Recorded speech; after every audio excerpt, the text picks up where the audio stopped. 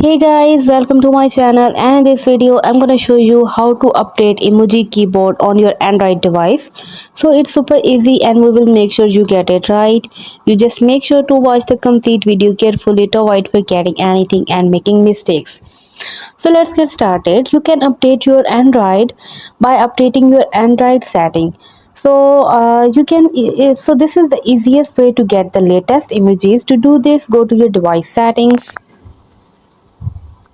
and here you can see system app updater.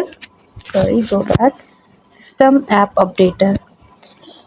Now if there is an update available, download and install it, but you can see my all applications are already updated, so there is no update options.